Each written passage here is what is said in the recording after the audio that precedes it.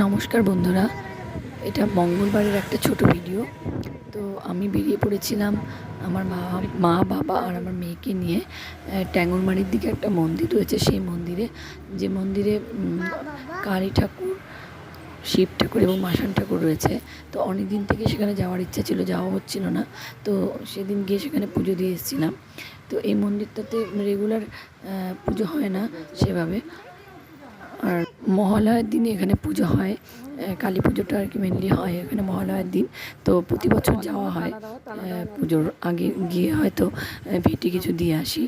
তো যাই হোক, মন্দিরটা ভেতরে ঢোকা হয়নি, কারণ বাইরে দিয়ে তালা দেওয়া থাকে। তো মা হলো সব নিয়ে গিয়েছিলো সঙ্গে ঠাকুরকে পুজো দেওয়ার জন্য থালা, তারপর গ্লাস, আর আমরা সন্দেশ কিনে নিয়ে গেছিলাম। নিজেরাই পুজো দিয়ে চলে এসেছি। তো এদিকে এই যে মেয়েও দুষ্টুমি করছে, বারবার প্রণাম করছে, সুন্দর করে ঘন্টা বাজাচ্ছে।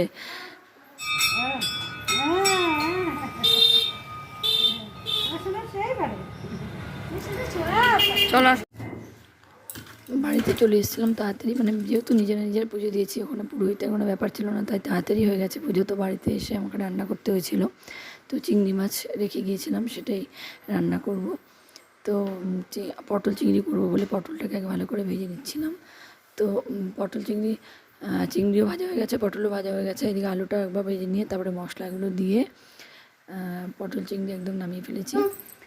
দাঁড়া, ছমছম করতে হবে না, তোর অকাজগুলো বন্ধুদের দেখাচ্ছে। আলতা দিয়ে পুরো ঘর, মানে আলতা ফেলেছে, ফেলে দিয়ে সেগুলো পায়েও ঠামি পরিয়ে দিয়েছে, হাতে টাতে পুরো মেখেছে।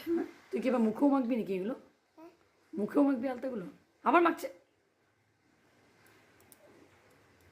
জামাটা একদম শেষ মারবি, জামাটা একদম শেষ।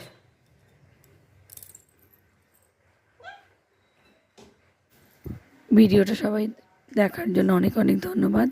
ভিডিওটা কেমন লাগলো অবশ্যই বন্ধুরা কমেন্টসে জানাবেন, আর বেশি বেশি করে শেয়ার করার অনুরোধ রইল। আর রাতের বেলা এদিকে ওর বাবা একটা মুরগি নিয়ে এসেছিলো, তা দেখে ছেলে তো ভীষণ খুশি। তো ভিডিওটা এখানেই শেষ করছি।